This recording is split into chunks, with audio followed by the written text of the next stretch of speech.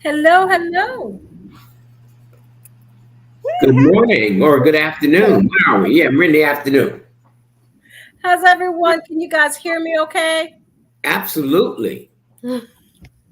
Yes, yes, everything is good. Good, good, good, good. Well, normally we are traveling and moving around the world. So, everyone, welcome to Financial Sins.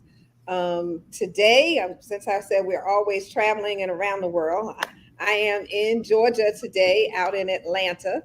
And so, I've come out to talk with some agents in reference to getting insured or getting their license and stuff, and also to enjoy a fabulous, I don't want to call it a massage, but that's on the level of what everybody understands. I did this awesome massage with this lady that has the fingers of, fingers of God, man. She just went through. I know it was It good. must have been awesome. It was amazing, and I think everyone ought to do it. But we'll talk about that some other time. So, Anthony, where are you today? I am in Georgia. I'm actually in my office for a change. And it's good to be home, but I'll be right back on the road in a week or so. So uh it's just gonna be something. So It's gonna be one of those busy I'm summers. just gonna be traveling. So that's just how this business is, and I love it. Yeah. I love it.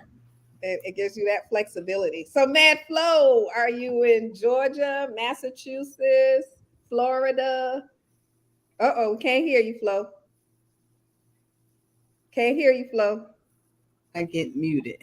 Mad flow is stable in Savannah, Georgia right now, but does not mean I'm going to be uprooted and going somewhere else. Never know. Great thing about this, Mad flow is making a difference for others, just like I always do. So, you know what? I'm not crazy. A lot of people say I'm crazy, but I'm not crazy. I am just mad, truly mad about helping you to make a difference in your life on how do you make your money work hard for you. So that's what I do. Basically, help you learn how to make your money work hard for you through our free virtual workshop, financial workshop classes we have. And guess what? They're Monday through Friday, 2 p.m., 8 p.m., 10 p.m. You guys take advantage of that. Like I said, I could be uprooted at any time, but our virtual shows are always on for you to learn. And get with me later. I give you more information how to obtain that. Great day, Wonderful, guys. Looking forward to it. wonderful, wonderful. You guys, I'm not traveling this weekend. I am in the beautiful Savannah, Georgia. It's been a great last week. I'm rested up this week, and just truly, truly excited about the show that we have today. There are things going on all over the country.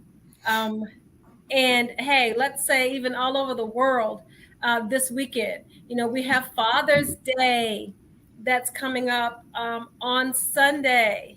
So, to all the fathers out there who are listening, we want to send early happy Father's Day to all of the fathers and all those who serve as fathers. So happy Father's Day to all of you. What you do is amazing. What you do is incredible, and we want to thank all fathers for being that, just for being the best, absolutely, that you can be. Also happening around Savannah, around Georgia, nationwide, and across the world is Juneteenth. And we're so Mhm. excited about our show today, all things Juneteenth. It's quite a history lesson for us today. We have special guests who will be sharing their Juneteenth stories, giving us a piece of history, a piece of our history, and a piece of history that is woven into the fabric of this country. So we're excited to have that show. Any thoughts on Juneteenth, Mad Flow, or Anthony Murray about this exciting show that we have today? Well, one thing I want to say is this, that, as of June 18th, 2021, President Joe Biden made it a federal holiday. So just think about that, a federal holiday. So this has really been a great, I think, a really great move and establishment that should have happened a long time ago. But now it is recognized as a federal holiday. So, Georgia, anyone in government, they get that day off. My husband was off today. I was kind of wondering, what was he doing home? I'm used to having a house to myself, and say, what is he doing home? He take off today because next Monday it's going to be a holiday. I said, ooh. So it's a federal holiday on the federal level. That is a great accomplishment, for what happened. But that is a major June 18, 2021, it was official. So that's a great thing that happened. Now, when did he make it a federal holiday? Was it this year or last year? Last year, June 18, 2021. Made it a federal holiday. I thought so, but you still don't hear it talked about as it should be. Now, there's a lot of Juneteenth celebrations. As a matter of fact, I will be part of a Juneteenth celebration tomorrow. Oh, no, not tomorrow. What's today? Today, Friday? Yeah, tomorrow. And it's a business expo, but still,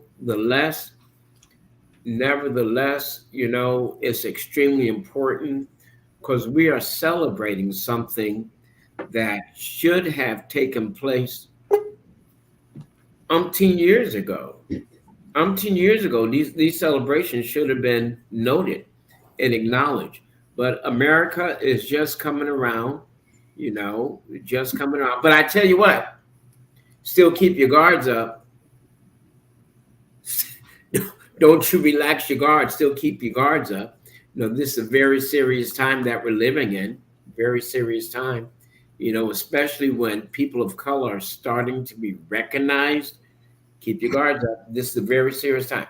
Listen, Renetta, we have some guests coming on, right? Yes, we do. We have Dr. Jamal Touré. We have the director of the Beach Institute coming on, and we also have a local historian, Dr. Patricia Stewart. They should all be entering the studio in just a few moments. You guys know so can you guys see them in the studio? From where I've joined today, I'm not able to allow anyone in the studio. No, they're not in yet. Okay, so if you guys will keep the conversation going, we will make sure that they have access to enter the studio. Okay, let's give them some facts about Juneteenth. We got 10 facts. So we'll share these facts as we go along. Okay, let's go with fact number 1. Following the issuing of the Emancipation Proclamation on January 1 in 1863 by Lincoln, not all enslaved people immediately found freedom. So that's something we need to look at right then and there. The Emancipation Proclamation freed slaves in states then in rebellion against the United States. Union troops operating in said states gave teeth to the proclamation. This, however, did not apply to the border states. So not all people, enslaved people, were freed on that date in January 1 of 1863. So that's one fact we want to look at right there. And then we got 10 facts we're going to cover with you and let you, just get some information maybe you didn't hear before, didn't know it, but you're going to learn some great facts about Juneteenth that we're going to be sharing periodically through the show today. So, Anthony, anything to share with that? I was muted. Oh, I'm sorry about that. Yeah, I was just reading something. I just wanted to read it to you guys. It's very interesting. And June 19th, 1865, is a day of signifying freedom. General Granger and federal troops arrived in Galveston, Texas, with the federal order signaling independence for all enslaved Texan people. Despite the Emancipation Proclamation and the end of the Civil War, Texas was the last Confederate state where enslavement continued.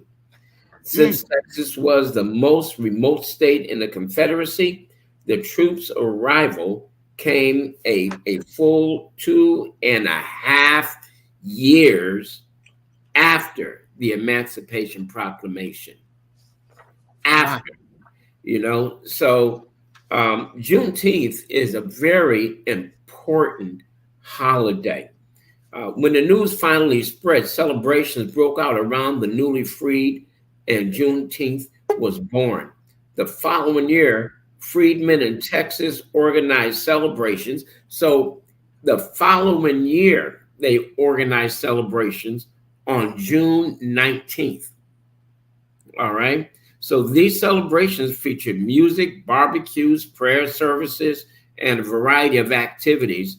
As people started to migrate from Texas, so did the festivities that would continue over decades to come. And now it's gone global. Yeah, you heard me right. It's gone global. All right. So this is extremely, extremely important. Extremely important. But you know what's even just as important as that?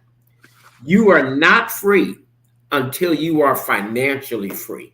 And that's why we have this podcast, Financial Sense.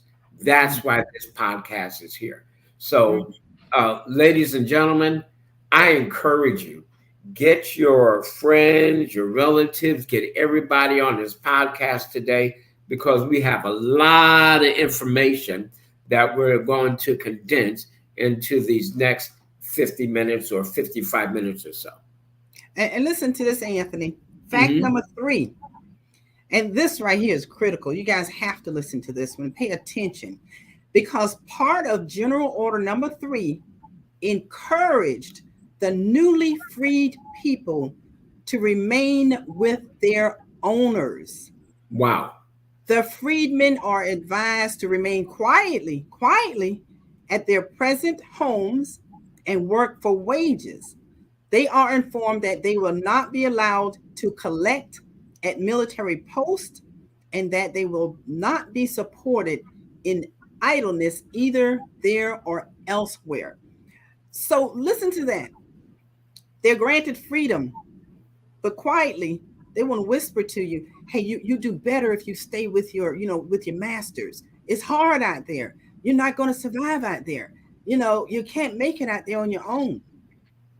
So, they're whispering, giving you freedom, but whispering in your ear, stay in a safe place, stay in your comfort zone.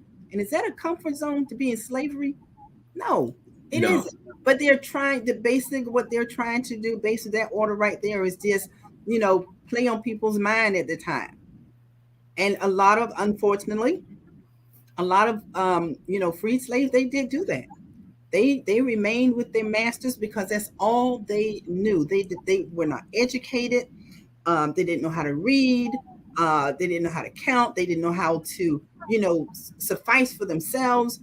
They weren't independent. They were always dependent on someone else, their masters. And some of them probably thought it's better to be somewhere where I got a roof over my head, food to eat, than to go out there and not have anything. Yeah, there was a lot of intimidation going on. Yeah.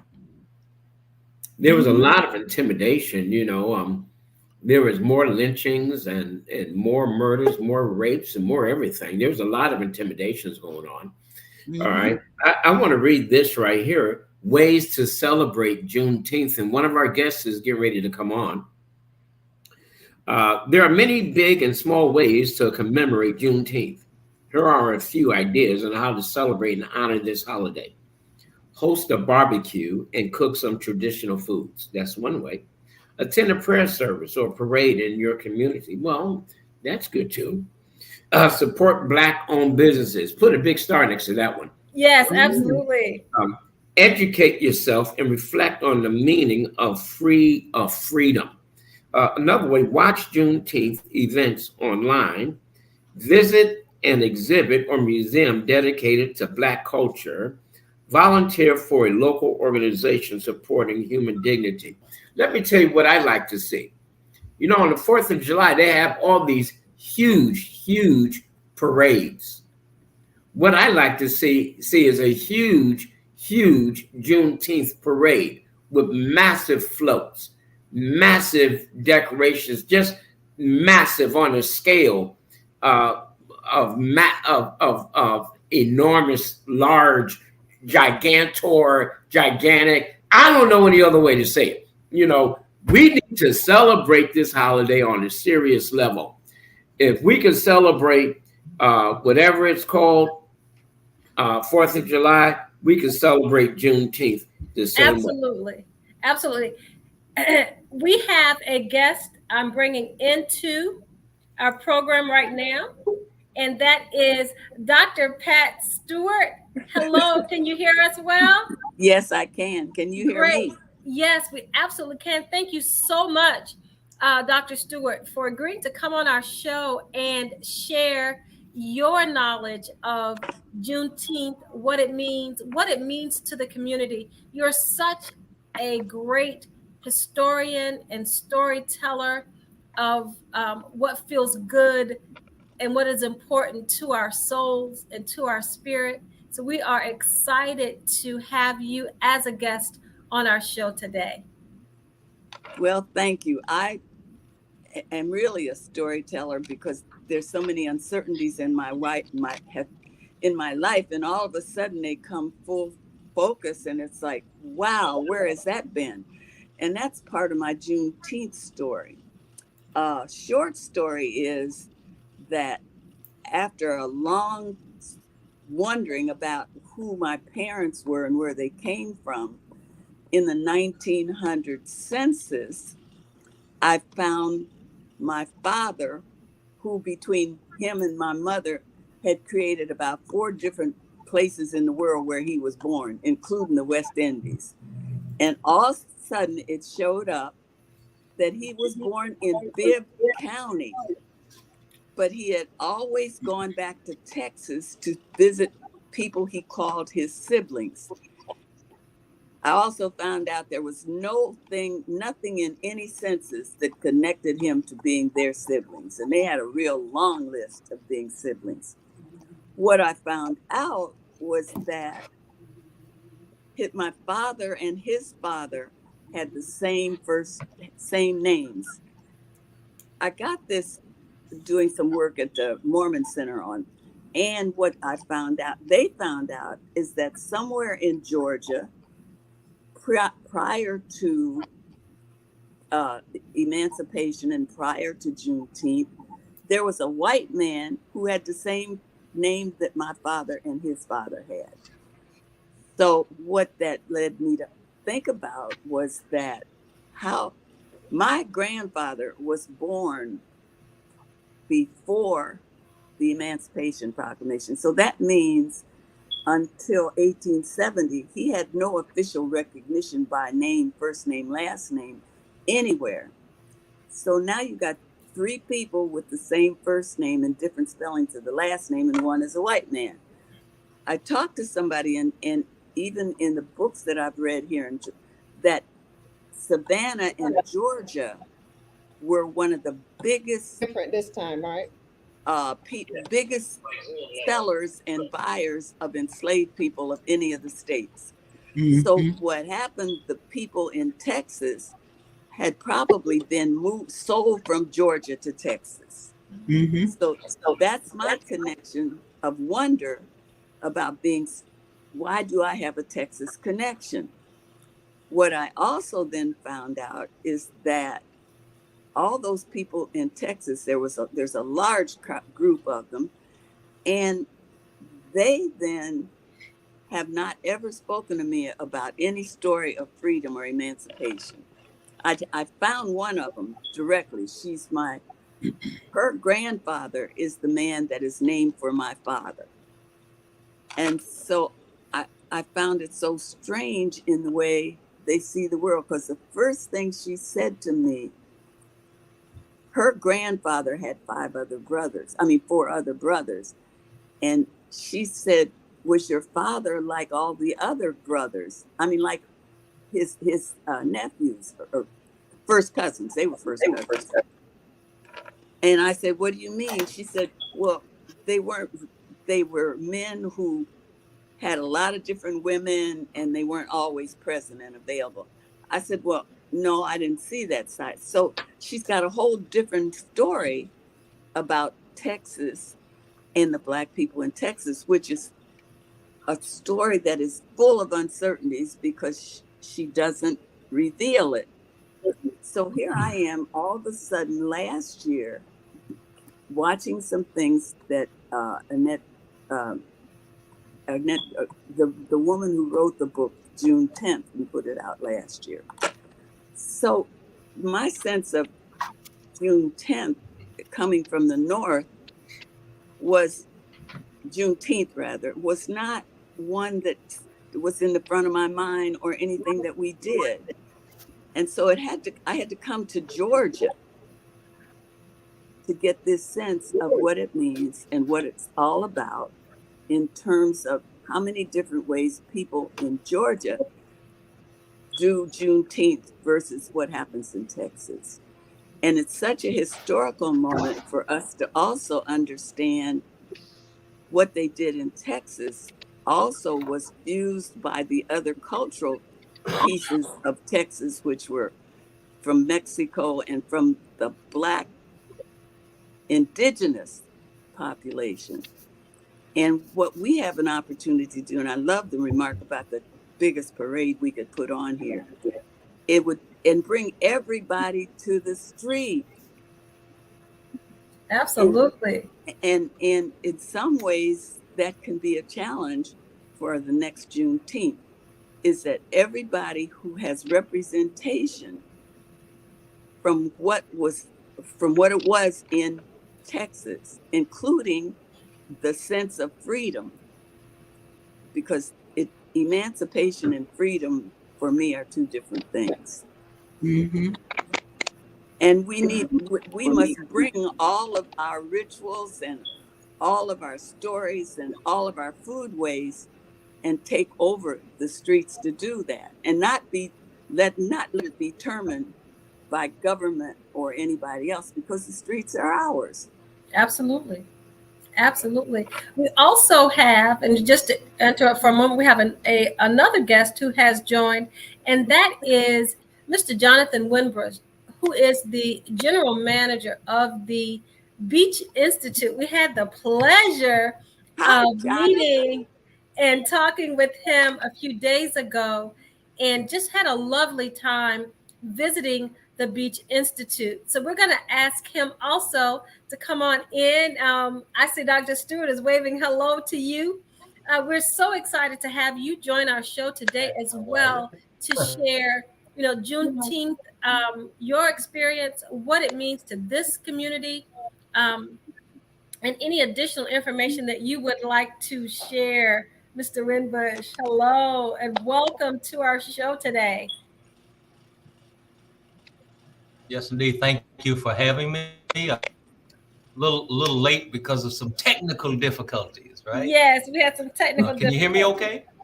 Yes, we can absolutely hear you fine. Yes, we have some technical difficulties, but we're going to keep moving because nothing stops us. So you go ahead, Right sir. on.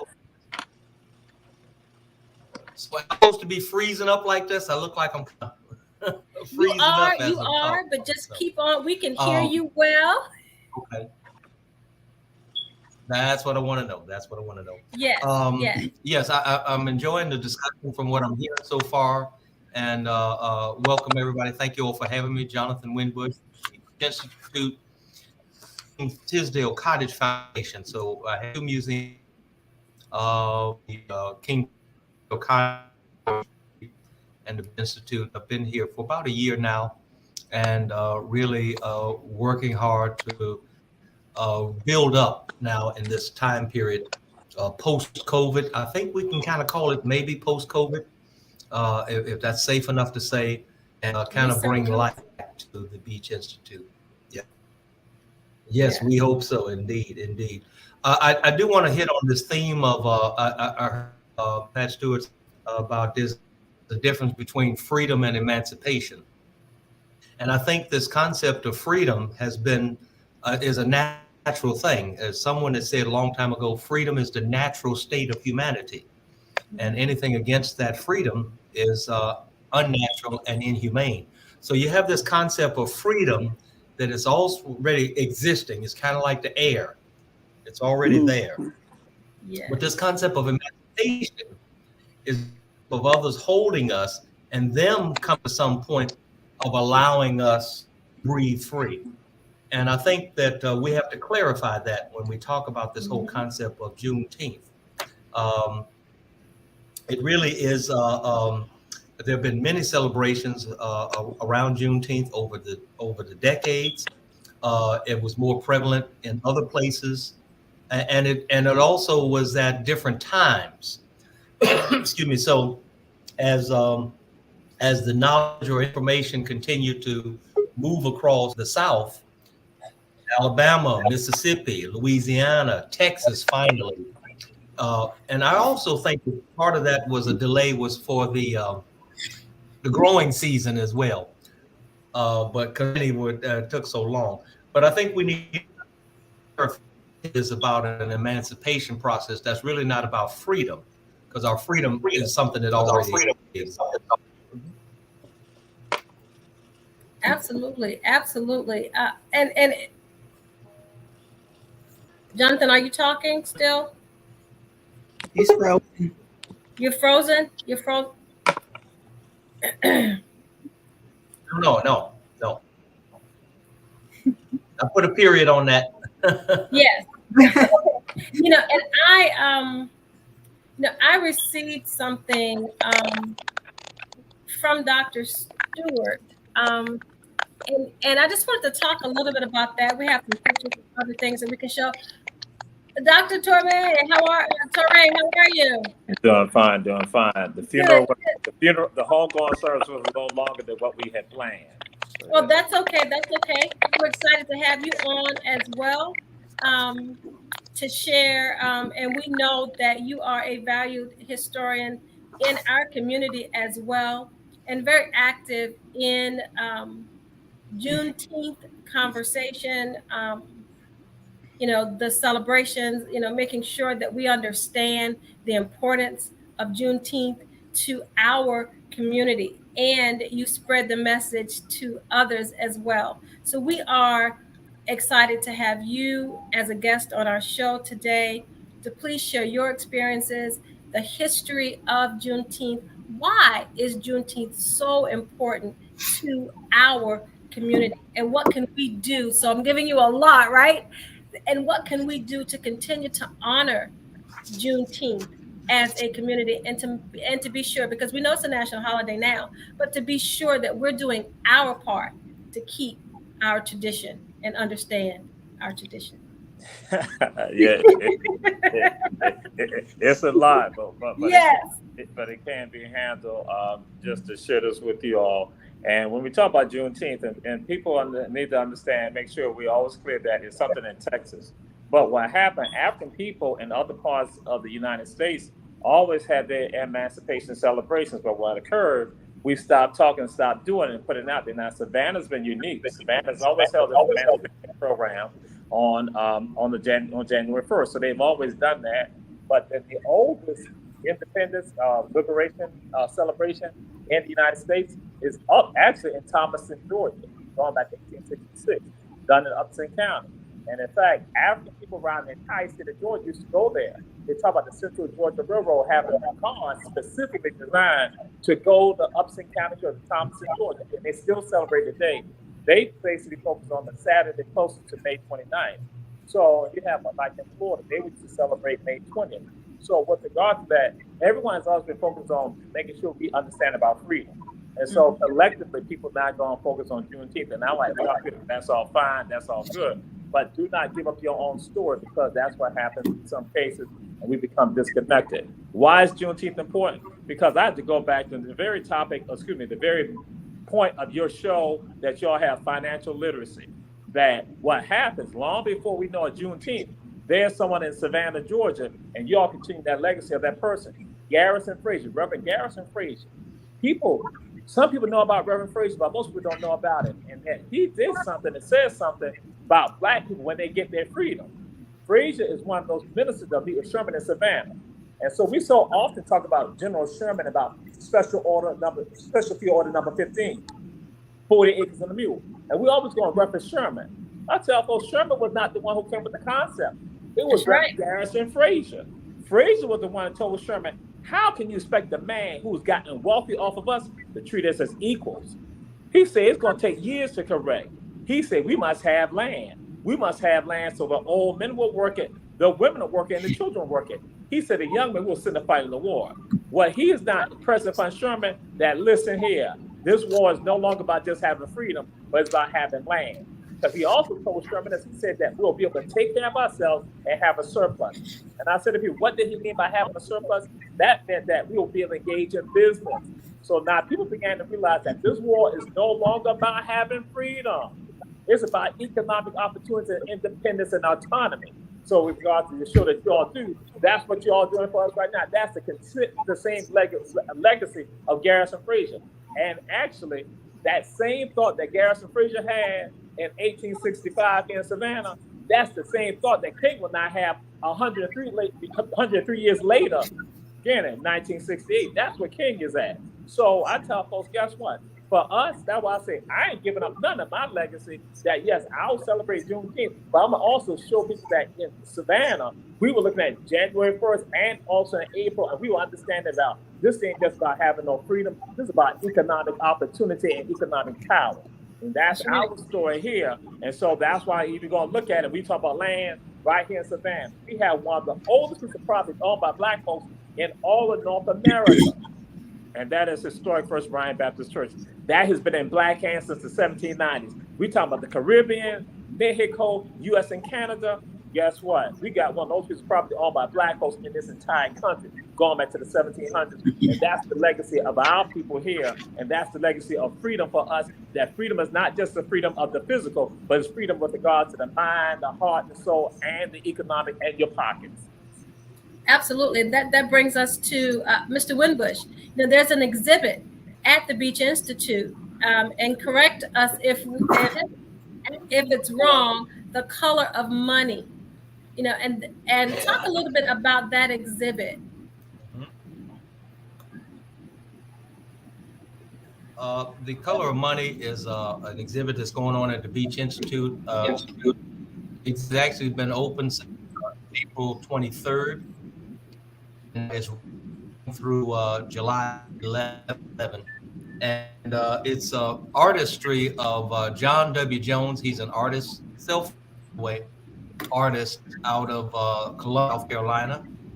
And what he has done is taken the Confederate dollars, it's blown them up about 20 assignment, and he identified this were black on the currency. Well, he went on and did further research and realized during the Civil War in the Confederacy, each created their own currency, and all 11 states printed money, and they all had of whether it be rice, sugar,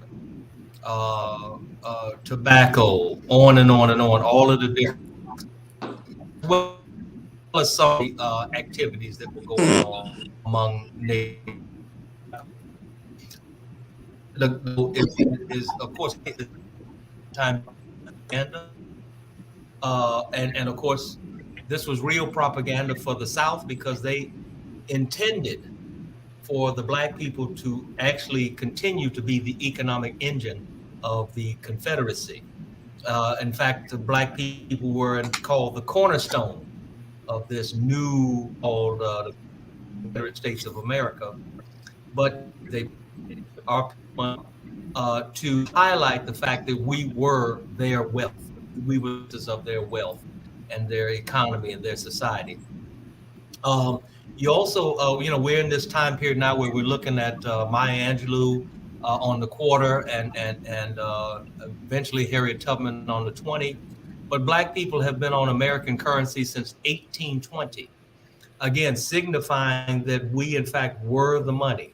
That's really the concept about this exhibit, is to expose that in an evocative way, but also we have the exhibit here to begin to have discussions around financial literacy and financial operations. And how do we create a system of our own that is self-sustaining, self-sufficient, eventually get out of this kind of craziness of this hamster wheel we sometimes find ourselves in these different things. The world is currency exchange is changing. They have crypto, all sorts of things, those things. But July 11th, and please come by the Beach Institute, 502 East Harris Street, and see what we're doing here with respect to that. Thank you, thank you. Back to Dr. Torre. So, we talk about how, how important it is to the economy. And, Mr. Winbush also talked about, again, how we were, the currency. How do you think that idea plays into today and into our understanding, like you said, of making sure that we have our place and understand our place in regards to Juneteenth and in regard to our community?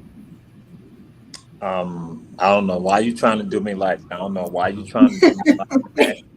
Your people might not like what I'm going to say, but I'll share this with y'all. People who do my journeys, who do my tours, this is what they get. They hear this right here. And just to give an example, some of that, how does it come into play today? Just to give you an example. Yes, sir. I discussed in Savannah when we're down in the city market area, and I talk about the marts that are down in marts, MARTS. Yes. That there were Negro marts in Savannah, and not just Savannah, across the entire country. They had Negro marts. People think about auction blocks. I said that's exotic stuff. We're more sophisticated. They have Negro marts, and that when you're in the city market area of Savannah, you have attorneys, banks, brokers, notaries, and speculators that are there in that area. And I tell folks, I said that in 1862, attorneys, banks, brokers, and notaries made $2 million, 1862 terms, off of the selling of human beings, of Africans. That's $2 million, 1862 terms, which in today's term at $53 million in today's terms. And that's between the banks, the brokers, and notaries. That's not the other sundry businesses that also tied to it. And that when we look at on Bryan Street, on Barnett Street, Barnett and Bryan, that you have what are called Negro brokers and Negro speculators involved in the business of speculating on Africans. So I tell people the wealth of the United States is tied to Africans, not about what they grow, but to being human assets. And then we're going to take it to another level. We go off on Bull Street, and that there you have a place that is a bank on one level of the building. Second floor, they have a broker business on the second floor, and in the back of the building, they have 2 yards in the back of the building. And they're not front yards, back yards, neighbor yards, and lumber yards. They're called Negro yards, where they stockpile Negroes. And so, and that's on Bay Lane. Just to let y'all know this, on Bay Lane, there were 20 Negro yards on Bay Lane. And when you want to purchase Africans, you don't pay the full price. You put 1/3 down as a down payment, then take out a mortgage on the rest. And if a mortgage on the rest. A mortgage on the rest. And as I share, folks, and if you fail to pay the mortgage, what happens? They got repoed, huh? That's right. Repossession or foreclosure. Right. Wait, on slaves? Yes. Yes. Yes. So they were mortgaging, they were selling slaves like they were selling houses. Yes. Donald said yes. Donald said the very topic. I mean, the very thing that you all do. This what that's lay it on us, brother. It is relevant that again, and you repossess those Africans, but not only that, you also repossess any issue. Who's the issue? Any children that were born. You get the children also. And you could get a line of credit on purchasing Africans. In June 2018, I had a sister with me on the journey, and she was out of Charlotte. When I said this, and she was a bank, she said, Jamal, that's like an equity line. I said, that's right. And I said, the wealth of the United States is tied to Africans, not about what they grow, not about no labor. It's about who they are, human assets. So everything that we see right now today in this country right here is tied to African people, and that's not even going to what we call the Industrial Revolution. It is tied to us. So, my sister, when you said that, everything here is tied to us. And what we don't understand how to articulate that and put that forward so people now understand. So when we begin to speak, I tell folks, guess what? We're not speaking at like as a beg at the table. We should speak as the head of the table because we are the reason why the United States has the wealth that it has today. We are the table. Mm-hmm. Yeah. Okay. Yeah. In other words, we're the ones that formed the circle around the table. We make it. That's right. We are the reason why it even exists, no matter how it might seem ugly to other people. But guess what? That is the truth. And people don't want to acknowledge it because they understand. When we begin to understand that, then guess what? We ain't talking about no free labor anymore. We talking about the entire system that it goes to the money. That's right. African people have been the currency of this nation. That, in fact, Southerners were generally more wealthy than people in the North because even if they had 3 people held in captivity, that still gave them more wealth than other people in the North. So financial literacy, again, we talk about financial power. It is tied to us, and that's why all this right here is coupled together. It is not anything distinct. It is interwoven together. Jonathan, jump in. Jonathan, go ahead. I just want to say the main point. You could have a cotton plantation or a rice plantation that may have lost money. Maybe the freshet came in and ruined the crop. Salt water got into the rice fields and damaged the crop. You could take a loss on that side. But if 20 babies were born in that same year or same time period, you could open up a line of credit, cover your expenses. So that's exactly right. The very human beings themselves were, in fact, commodities of currency. Were what do they call it in banks? Products, banking products, and different ways you could monetize the human being. Yeah, they were collateral. I said, folks, I said that our answers You about to say? Our answers were human assets and human machines. Human assets and human machines. Mm-hmm. Absolutely, absolutely. So, Dr. Stewart, I said that you're back up. So, from a soul and spirit aspect, how do we begin, or do we begin to even reconcile, what's happened? I mean, we've been given, right? And some people may think that it's been gifted, right? This holiday, right? This Juneteenth holiday, that it's been gifted to us. So from a soul and spirit aspect, how do we, really, how do we reconcile that based on the conversations that we've had today? How do we reflect? What can we do? You on mute. Come off mute.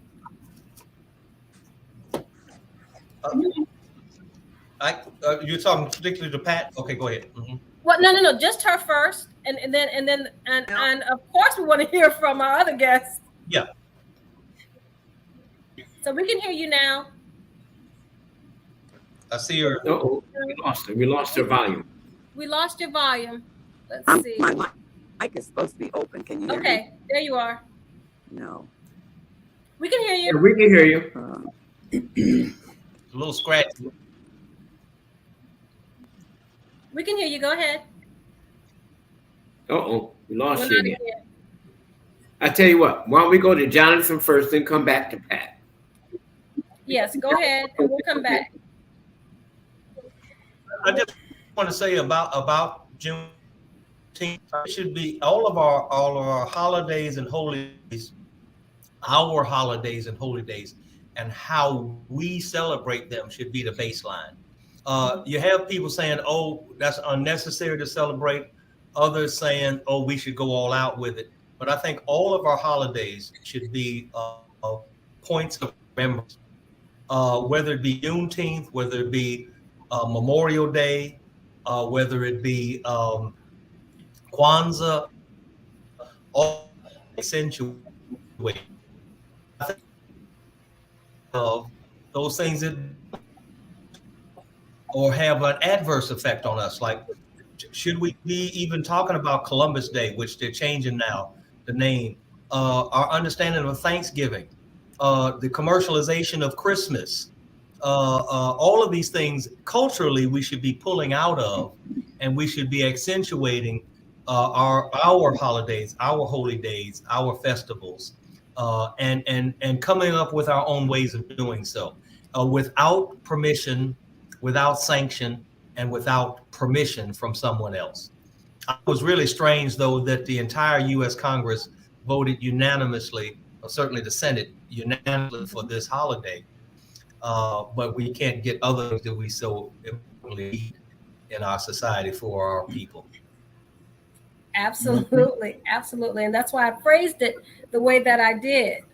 Dr. Torrey, your thoughts? Well, I'm sure, folks, that, and this goes back in time to my professor at Savannah State University, Yeah. Dr. Haynes Walton Jr. And Dr. Haynes Walton taught us something. He taught us that something about something called symbolic victories, intangible victories.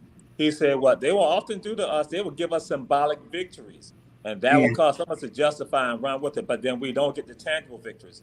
So even with Juneteenth being signed off last year, I tell folks, I said, guess what? In the same Senate, we had something they called the George Floyd Policing Act, something that was necessary for us, which is that will be a tangible victory for us, but we can't get that, but we can get a symbolic victory. And going to Brother Jonathan say about with regards to we changing the narrative and we defining the narratives with regards to our own story. And just to through, I had a conversation with one of my scholars yesterday, and I shared with them about December 25th. Now, some people think that, and especially I'm just throwing out the Black folks right now, we get caught up to Christmas. Christmas is our thing. That's the family guy. We always had Christmas, and people tell us about Christmas. And we're going to say, but not realizing that Christmas was a recent phenomenon. People didn't always celebrate Christmas in the 1800s or in the 1700s. It wasn't a holiday. Right. But December 25th, for some African people in the coastal areas here, it was a holiday, December 25th. And I mess with people. I say, you know about December 25th? And people are like, look, I say it's called John Canoe. And in the northern part of the Gullah Geechee area, in Wilmington, North Carolina, Edenton, Beaufort, they will heavily celebrate John Canoe. Now, people from the Caribbean say, wait a minute, we do John Canoe there. I'm like, People in Central America say, we do John Canoe. John Canoe was a celebration that was done by our people, going to what Jonathan was saying, that our people did that preceded something we know is Christmas. And that they talk about that was the holiday, because what happened, they did on John Canoe, they are able to engage in some satire of Caucasians, but then also seek to get some money from, again, at least get some resources for themselves, but then also to pay homage to family members that they lost during that year. Those who had been sold away, taken away, stripped from them, that they were able to pay homage during that day. But guess what? We didn't get twisted because somebody else now tells us about Christmas. We get solely caught up into it, and we tend to miss out on these stories and not understanding that for us, it was about us defining ourselves and having major power with regard to our own dignity. And then, like I said, they threw in an economic component to it also. And so that's what we have to get back to. So even with Juneteenth, I tell folks, right now in 2022, I say the best way to celebrate Juneteenth right now, especially in certain states, is for you to vote in the runoff elections on June 22nd. The best way to celebrate Juneteenth is celebrate it on June 22nd in some of the states who have runoffs. That's my thoughts. So like in Georgia, the best way to celebrate it, June 22nd, because they don't think some of us going to come back out to vote. So we need to do that. Absolutely, absolutely. And as we see a comment from one of our viewers, Pam Jones, she said, we are still the currency. Food stamps, public housing, Medicaid, prison, money that passes through these institutions by way of human beings. Yeah. Hey, listen, we got to get ready to wrap up here, but just some last minute thoughts as we conclude this. One, we know that Christmas, when we celebrate Christ, we're born next to December. It was born during the warm months. So, so Christmas came from the Europeans really not celebrated or instituted as a real holiday till the early 1900s. So we know that's a force, but it still doesn't demean or take away the purpose of celebrating Christ, which we should every day. But now let's go back to Juneteenth and the importance of it and the activities that we have going on around the city, around the state. can you guys mention any activities that you know of that people can participate in this weekend? That people can participate in. At 4 p.m. today at the Georgia Southern. I was just showing we have an event in Pooler. Oh, go ahead. Oh, I was saying 4 p.m. the Georgia Southern Gullah Teacher Center will have. Go ahead. Somebody else. I was again the Georgia Southern Gullah Teacher Center at 4 p.m. today will be having its Juneteenth program here, and then at 6 p.m. at the Owen Thomas House they're going to be doing a tour and it's tied to their Juneteenth celebration. And tomorrow at 12 o'clock at the Jepson Center they also will be doing the Juneteenth program there. That will be doing a libation and also a full program there at the Jepson Center. That is free for everyone. In Bluffton, they have Juneteenth programs going on today, tomorrow, and Sunday in Bluffton, South Carolina at Burnt Church Road Distillery. On Sunday, there's a Juneteenth celebration also going on in Daffin Park, and they also doing it on Saturday. Mary Magdalene will do this Juneteenth celebration on Saturday, also Wells Park, 38th Street Park. And then in Darien, Georgia, there'll be a Juneteenth celebration done by the McIntosh County Shout. So that's just some of the ones, just to let you know. Thank you. Mr. Winbush, anything happening at the Beach Institute or the King Tisdale Cottage this weekend? Well, we will have at the Beach Institute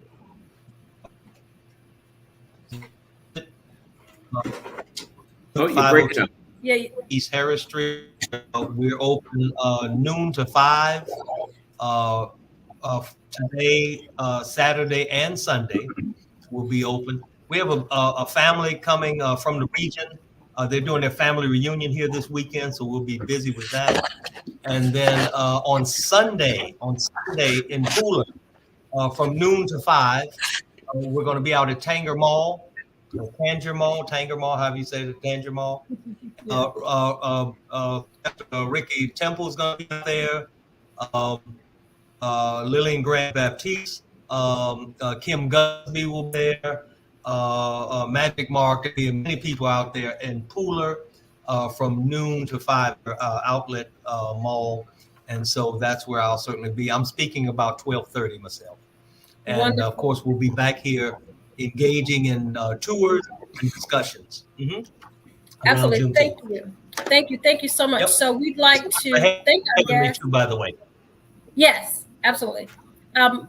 We want to thank our guest for today. I just found something in closing, and it says, this Juneteenth, I'm finding it hard to celebrate. It's hard to reflect on freedom in this deafening swell of discord, this crescendo of thoughts to our most basic human and civil rights. It's hard to stand upright in the storm of unending violence, to find footing on the ground riven by such deep and jagged divisions. It's hard in such a darkness to believe in the dawn of a better day. So we're going to thank our guest for joining us. You know, this Juneteenth celebration and discussion is powerful. And we have to keep these types of discussions alive. You know, and so thank you to our guests for joining us in this conversation, in this discussion, to keep this alive so that we continue to understand, as you said, that it is our celebration, you know, and that we are responsible for moving our celebration in the direction. Dr. Torre, Mr. Winbush, Dr. Stewart, thank you for joining in our discussion. I am Renata Milner Gardner, and as I always say, make it a great day. Find a celebration this weekend to participate in.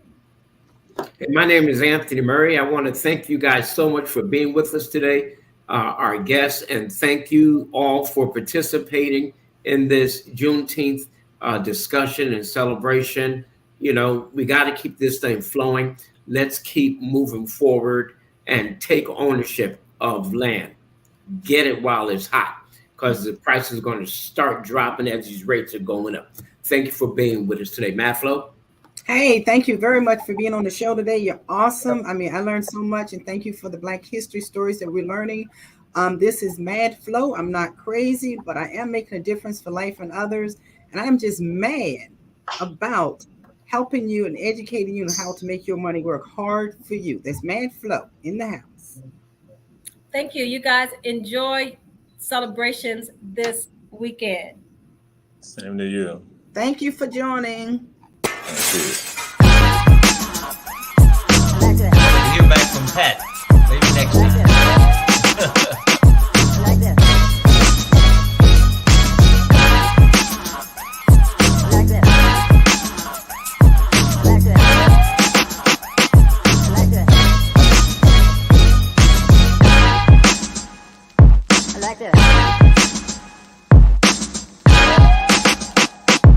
Like this.